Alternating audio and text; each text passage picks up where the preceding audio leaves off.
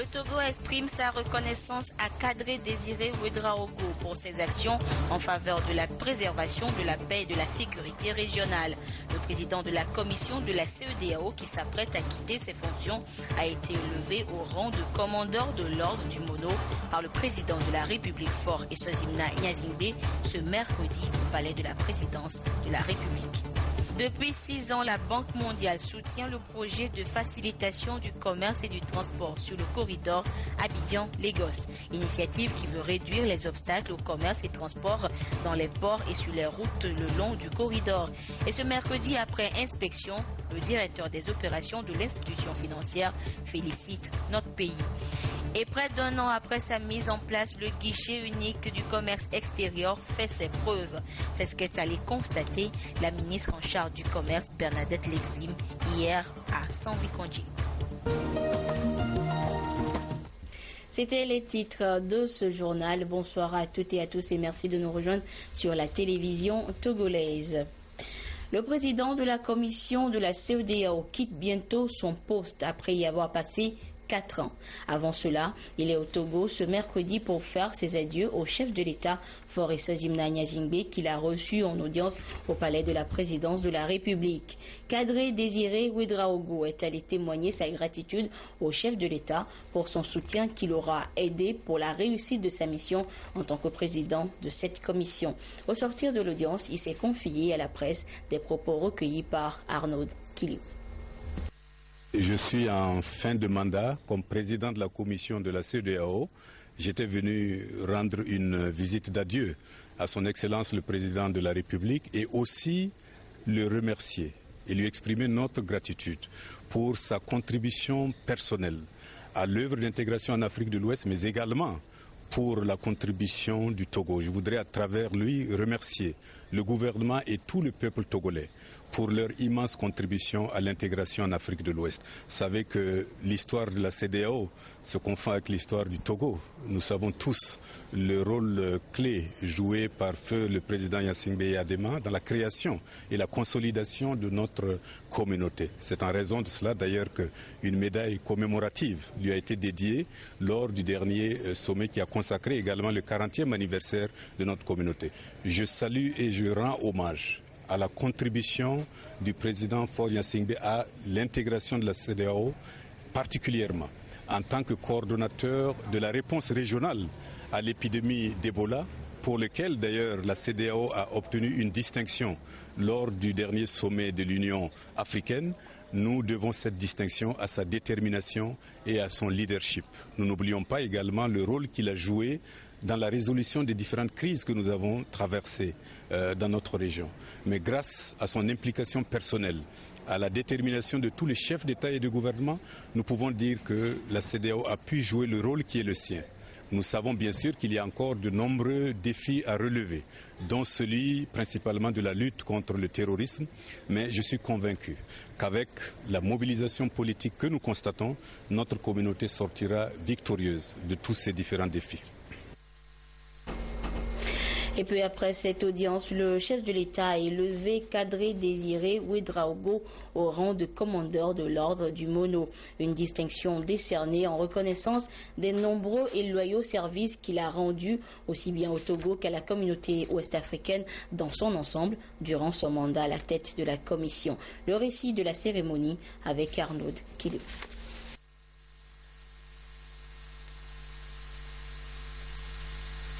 Je disais donc qu'après avoir été reçu en audience par le chef de l'État, ce dernier a élevé M. Kadri Ouédraogo au rang de commandeur de l'ordre du Mono et cette distinction est en quelque sorte une reconnaissance des nombreux loyaux services que M. Ouédraogo a rendus aussi bien au Togo qu'à la communauté ouest-africaine dans son ensemble durant son mandat à la tête de la commission de la CEDEAO. Et le compte rendu de la cérémonie qui s'est déroulé au palais de la présidence de la République ce mercredi, c'est avec Arnaud Kili.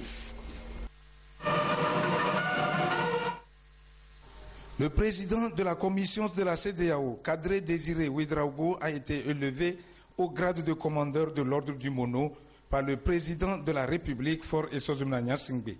Une distinction décernée en reconnaissance au service qu'il a rendu au Togo, et à la communauté ouest-africaine durant son mandat à la tête de la Commission. Économiste de formation, diplômé de l'École des hautes études commerciales de Paris, HEC, M. Kadre Désiré Ouédraogo a été tour à tour haut fonctionnaire, universitaire, diplomate et homme politique de premier plan. Ancien secrétaire exécutif adjoint de la CEDEAO, ancien vice-gouverneur de la BCEAO, M. Kadre Désiré Ouédraogo a été également Premier ministre du Burkina Faso. Grand diplomate, il a par ailleurs représenté son pays en tant qu'ambassadeur, notamment auprès de la Belgique et de l'Union européenne, où il a dirigé avec talent le groupe des ambassadeurs africains. Au moment où il s'apprête à quitter ses fonctions, M. Kadre Désiré Ouédraogo nous laisse le souvenir d'un homme engagé et d'un ardent défenseur de l'intégration régionale. Grâce à ses talents de grand diplomate, il aura permis à la CEDEAO de résoudre les crises politiques majeures qui ont secoué notre espace communautaire ces dernières années. L'heureux récipiendaire de ce jour a également à son actif la finalisation des négociations pour les accords de partenariat économique APE entre la CEDEAO et l'Union européenne, le lancement d'une carte d'identité biométrique CEDEAO, ainsi que l'adoption en 2013 du tarif extérieur commun de la CEDEAO. C'est également en 2013, sous le mandat de M. Kadre Désiré Ouédraogo, que la CEDEAO a adopté la stratégie régionale de lutte antiterroriste. Durant son mandat, M. Kadre Désiré Ouédraogo a œuvré avec détermination à l'enracinement de la démocratie et de la bonne gouvernance au sein de notre espace communautaire. La nation togolaise lui est à cet égard reconnaissante pour tout l'accompagnement que la CEDEAO a apporté à notre pays aux côtés des autres organisations régionales et internationales à l'occasion des élections législatives d'août 2013 et des élections présidentielles d'avril 2015 qui ont toutes été couronnées de succès. La nation togolaise se souviendra également de l'appui constant que M. Kadre Désiré Ouédraogo a apporté au président de la République, son Excellence M. Faure Essozebna Gnassingbé, qui a été sollicité par ses pairs de la CEDEAO lors du sommet d'Accra du 6 novembre 2014 pour superviser et coordonner la réponse de l'ensemble de notre sous-région à l'épidémie de la maladie à virus Ebola.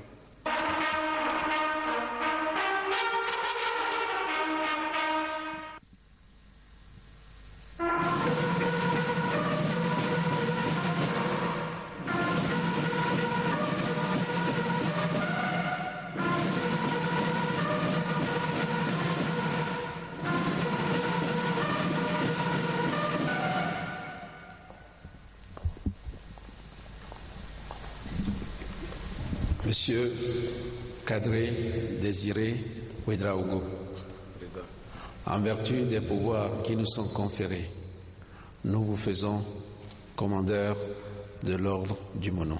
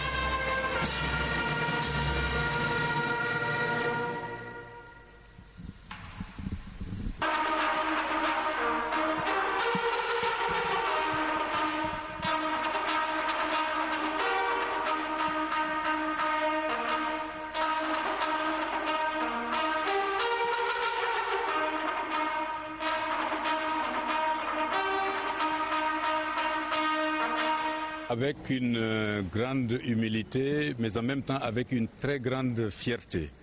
Non seulement pour moi, pour ma famille, mais pour toutes les institutions de la communauté, leurs chefs et toutes les catégories du personnel. Cette distinction est une reconnaissance de l'œuvre de construction régionale engagée par tous les partenaires à l'intégration en Afrique de l'Ouest et en leur nom à tous. Je voudrais exprimer notre déférente gratitude au président de la République pour l'honneur qui nous est ainsi fait.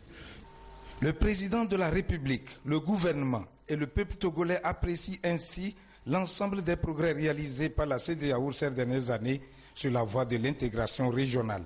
Il remercie Kadri Désiré Ouédraogo d'avoir su mobiliser ses équipes pour maintenir le cap de la construction d'un espace de paix, de solidarité et de développement.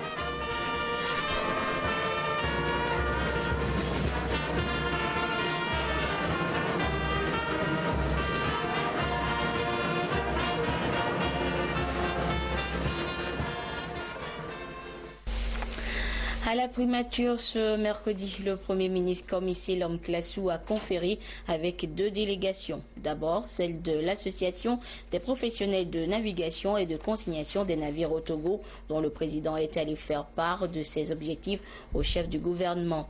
À la suite de l'association Navi Togo, les membres de l'Ordre national des architectes du Togo sont eux aussi allés présenter leur civilité au Premier ministre en félicitant le gouvernement pour ses efforts de développement à travers la construction des routes et bientôt des habitations. Écoutons les présidents des 2 associations au micro de Christine Petit-Kialodé.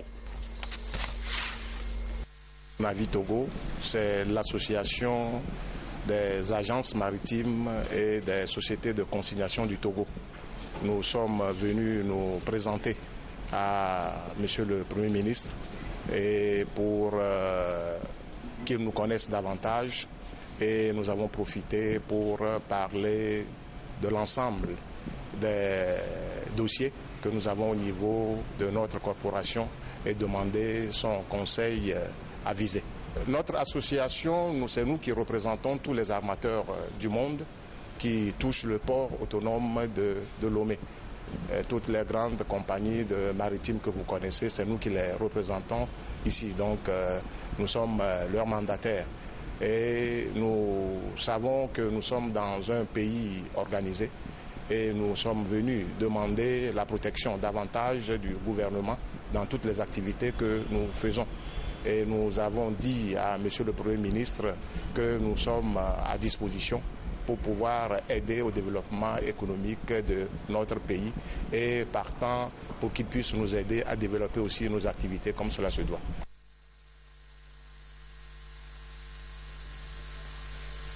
Excellence, Monsieur le Premier ministre nous a fait l'honneur de nous recevoir ce matin en audience. Et nous avons profité de cette occasion pour d'abord le féliciter pour la confiance que le chef de l'État a placée en lui en le nommant à la tête du gouvernement. Et surtout le remercier l'ensemble du gouvernement pour les efforts en faveur du développement de notre pays. Qu'on remarque à travers les constructions, d'abord les infrastructures, donc pour dire les routes, et aujourd'hui de plus en plus d'immeubles qui surgissent ici et là, matière dans laquelle l'architecte se retrouve parfaitement en harmonie en tant que concepteur et créateur du développement de la ville. Et nous n'avons pas manqué d'exprimer notre disponibilité à accompagner ce mouvement, ces efforts, en jouant notre partition en tant qu'architecte, maître d'œuvre ou architecte conseil auprès des collectivités locales, des divers démembrements de l'État. Et nous avons aussi profité pour remercier le Premier ministre pour l'appui dont nous avons bénéficié à l'occasion de nos différentes assises, notamment la semaine de l'architecte l'année dernière. Et en même temps nous projeter sur l'avenir en disant que cette année nous allons rééditer cette organisation ainsi que d'autres activités très, très importantes à caractère international que nous envisageons d'accueillir. Voilà essentiellement ce que nous avons pu dire avec Monsieur le Premier ministre, qui a été très sensible quand nous lui avons exprimé notre désir de participer à chaque projet entrepris par l'État de manière à pouvoir y laisser une empreinte culturelle togolaise dans la construction de nos cités. Du côté du Parlement, c'est la loi sur la marine marchande qui retient toujours l'attention des députés. Ce matin, ils se sont retrouvés de nouveau au siège du Parlement où les études particulières et les votes chapitre par chapitre et livre par livre se sont poursuivis. Plusieurs facteurs militent en faveur de ce projet de loi qui comporte plus de 600 articles répartis en 8 livres. On parle de l'inadéquation du code actuel avec les conventions maritimes internationales, l'avènement et la recrudescence de certaines activités illicites en mer et la nécessité de la protection de l'environnement marin. Et cette nouvelle loi, une fois votée, devra introduire des innovations qui répondent aux standards internationaux. Aujourd'hui encore, la séance consacrée à ce projet de loi a été suspendue et devra reprendre à l'ouverture de la première session ordinaire de cette année 2016, c'est-à-dire en avril prochain. Et dans un communiqué, le président de l'Assemblée nationale informe les honorables députés que les 6e et 7e séances plénières de la première session extraordinaire de l'année auront lieu respectivement demain jeudi 10 et vendredi 11 mars 2016 à 9h au Palais des Congrès, siège de l'Assemblée nationale. Le 29 février s'est ouvert à Genève le grand segment de haut niveau de la 31e session des droits de l'homme.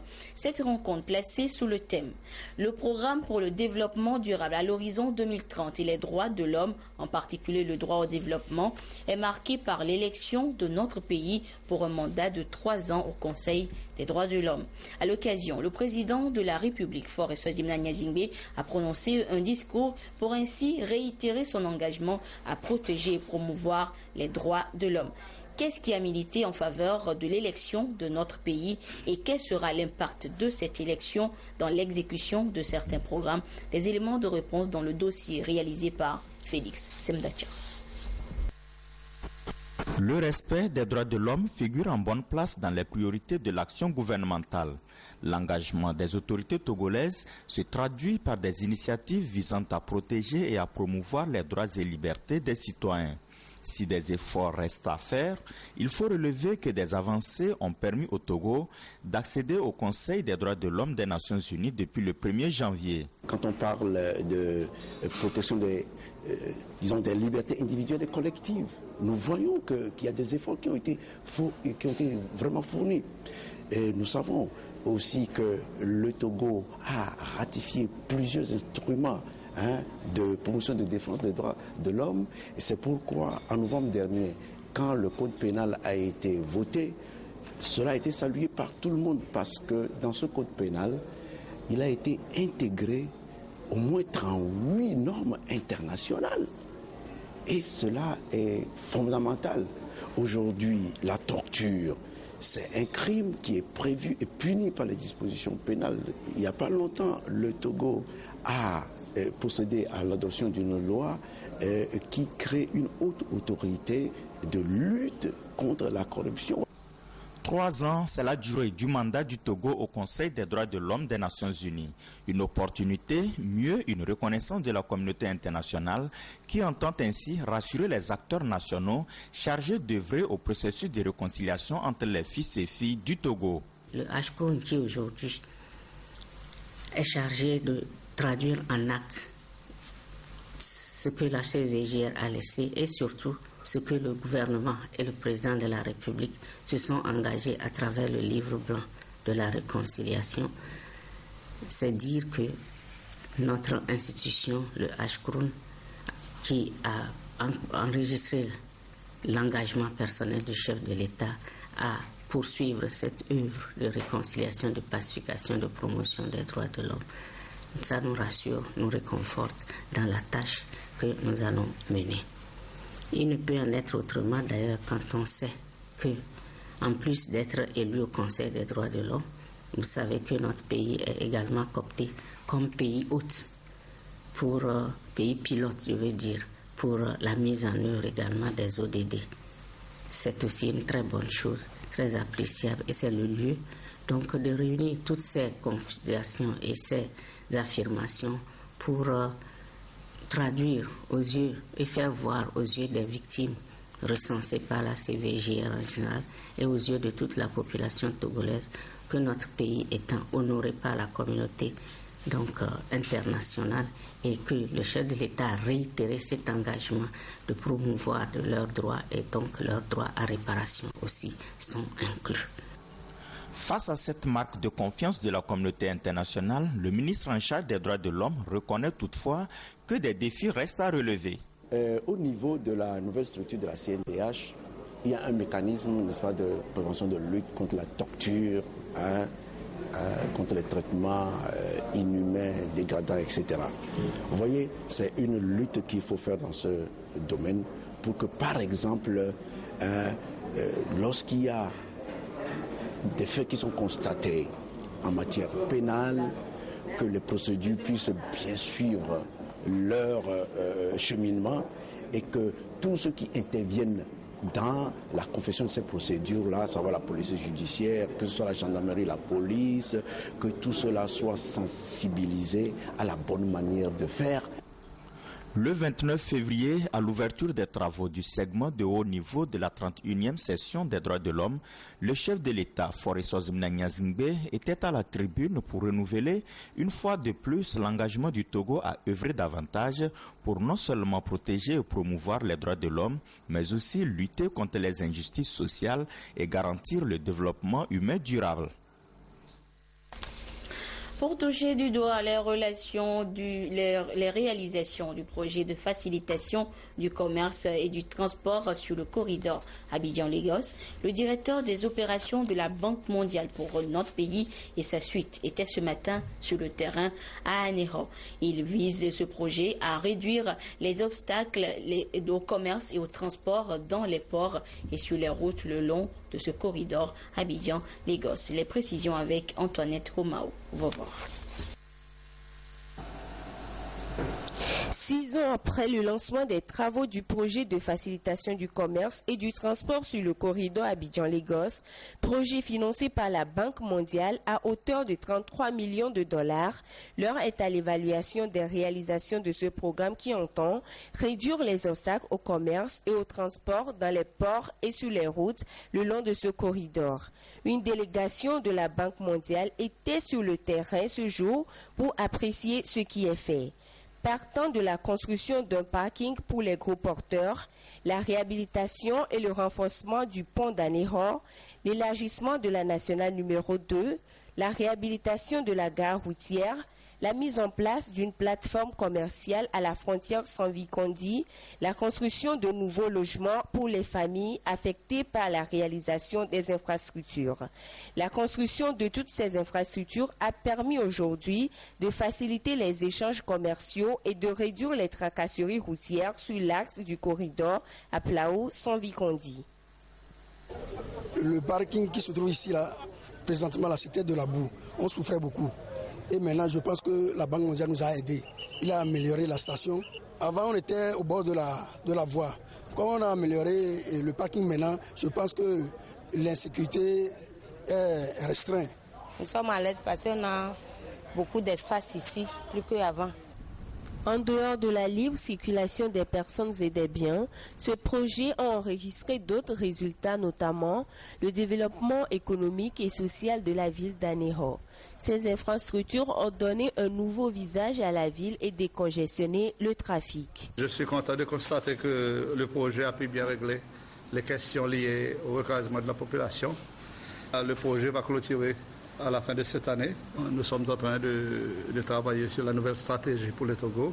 On espère que de voir non seulement les infrastructures qui ont été réhabilitées ou plutôt rénovées, renforcées, mais aussi de voir que le commerce se développe entre tous ces pays et que le mouvement des biens et des personnes soit plus fluide et encourage encore l'activité économique, mais aussi le développement du pays. Le projet de facilitation du commerce et du transport sur le corridor Abidjan-Lagos a également permis d'améliorer les activités portuaires et la fluidité des opérations douanières au niveau des frontières. Sa mise en œuvre a visiblement comblé les attentes des populations, certes, mais les défis restent encore à relever pour enfin gagner le pari de l'émergence du Togo à l'horizon 2030. Et c'est toujours à Sanvi Kondi que se sont rendus hier la ministre en charge du commerce et le vice-président de la société Veritas. Ils sont ensemble allés s'enquérir du fonctionnement du guichet unique du commerce extérieur. Nous reviendrons sur ce sujet dans nos prochaines éditions. Plus de 360 agents de l'Office togolais des recettes OTR viennent de prêter serment devant le tribunal de première instance de Lomé commune et de la préfecture du Golfe. Ils viennent ainsi renforcer le personnel technique de l'OTR dans sa mission de mobilisation de ressources internes de l'État et de lutte contre la fraude fiscale et la corruption. Le compte rendu avec Emmanuela Diaklo et Prudence Zinsou. Le tribunal de première instance de Lomé reçoit le serment de 363 agents de l'Office togolais des recettes à travers cette audience publique solennelle présidée par le juge Edo Dodigbadoué, conformément aux tests en vigueur de l'OTR. Ils vont servir dans la division des impôts et douanes du Grand Lomé et ont tous juré de remplir leurs fonctions en toute impartialité, honnêteté et avec loyauté. Jurez et promettez de bien et fidèlement remplir vos fonctions, de servir avec intégrité et impartialité, d'éviter tout comportement susceptible de compromettre les deniers, de respecter sans défaillance le secret professionnel et tout devoir que vous imposent les lois et règlements. Je le jure. Je le jure. Je le jure. C'est un honneur qui nous échoit de pouvoir collecter les recettes de l'État et de les pouvoir mettre à disposition pour les besoins, pour satisfaire les besoins nationaux. Nous sommes chargés de collecter les deniers publics. Donc je pense que pour ce genre de mission, il faut être très délicat et prêter serment, ça engage tout un chacun à faire du mieux possible ce qu'il est censé faire. C'est ma première fois de prêter serment, mais cette prestation de serment, comme l'a dit le juge, est l'occasion pour nous de prendre à témoin le peuple togolais et même Dieu, de bien remplir notre mission qui est de collecter les fonds de façon optimale pour que l'État puisse financer sa politique. Ils viennent ainsi de marquer une étape importante dans leur carrière professionnelle à travers cette affirmation solennelle. Une fois le serment reçu par le tribunal, le juge a renvoyé ses agents à l'exercice de leurs fonctions avec pour recommandation de travailler avec rigueur et probité pour contribuer à l'atteinte des objectifs de l'OTR. La loi a trouvé que cette mission est d'une importance capitale et que cela, on ne peut le confier à des gens d'une façon simpliste, qu'il faut qu'ils s'engagent solennellement, publiquement, à assurer cette charge-là avec une conscience professionnelle aiguë, de sorte que tous les dérapages vont se retourner contre eux en termes de parjure.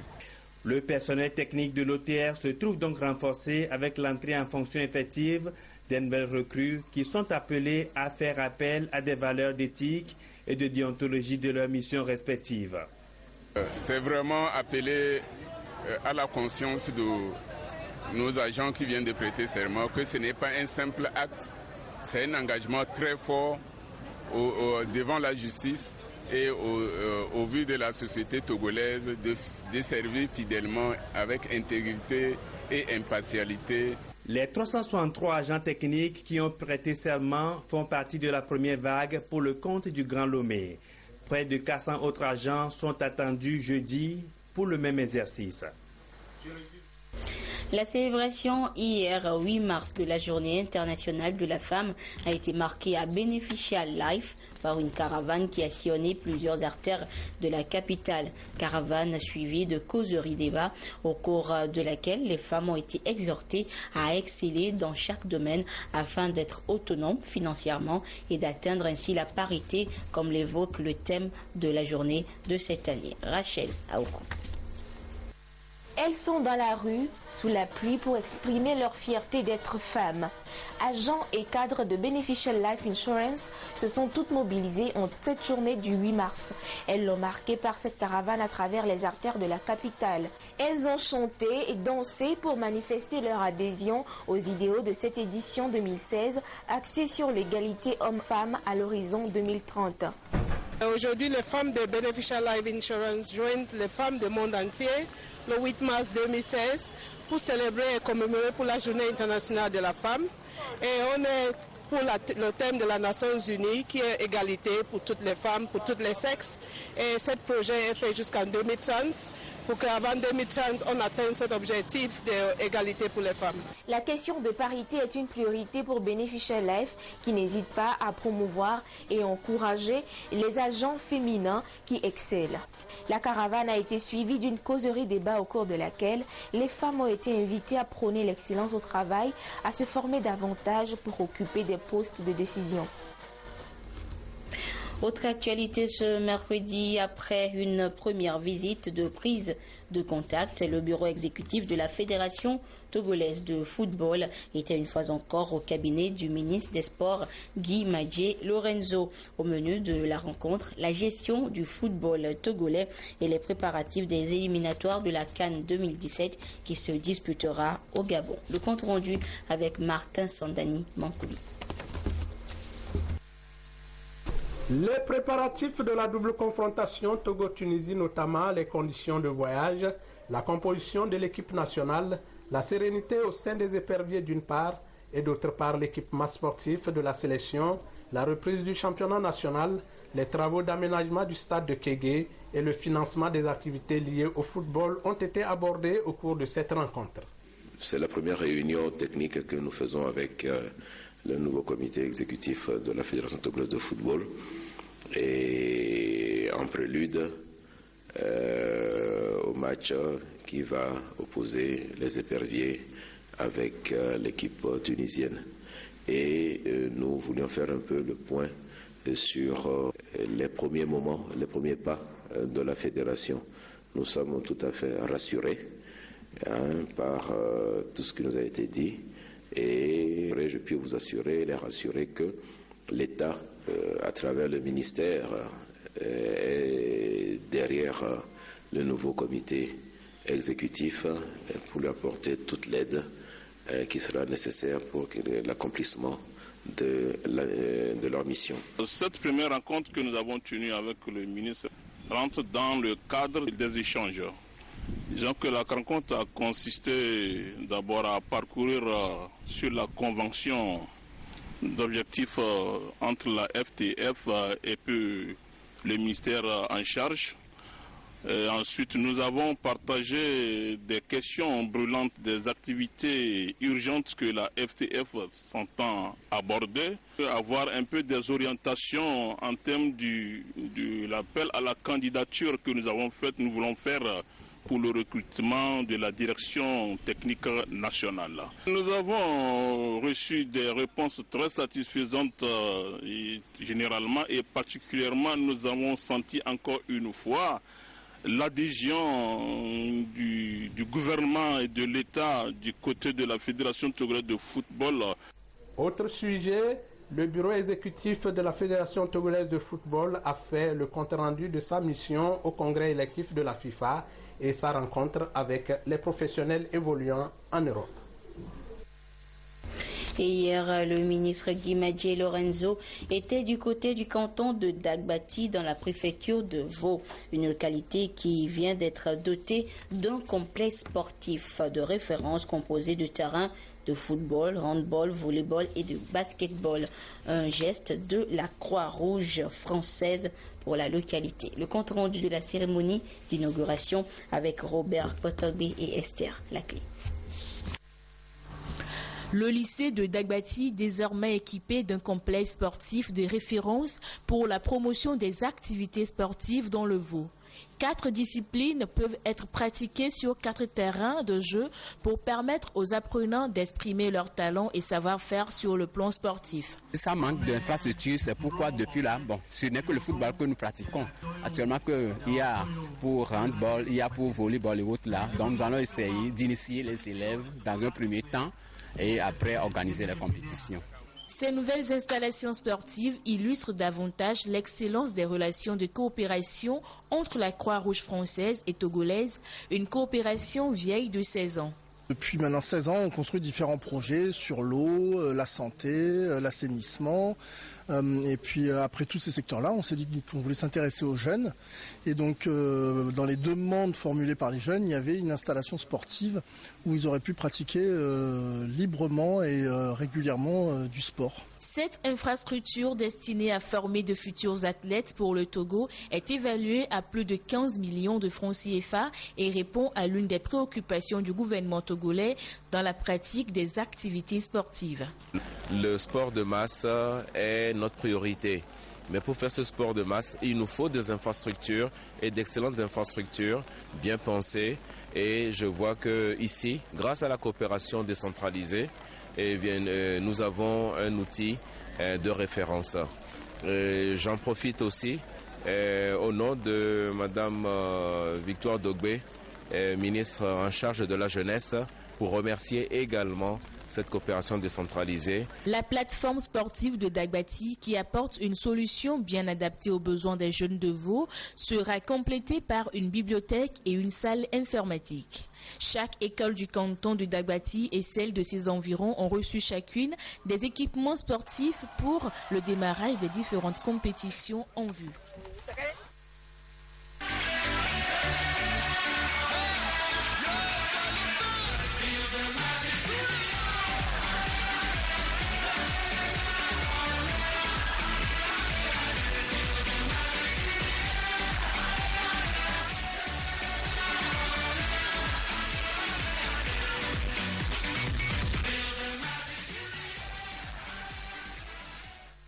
Jacques Ohin, producteur et réalisateur de l'émission Télé Loisirs Émergence sur la télévision togolaise et directeur de Artista 2000, n'est plus. Monsieur Ohin était un artiste décorateur qui s'est investi depuis toujours dans l'organisation de spectacles et la promotion des artistes du Togo et d'ailleurs.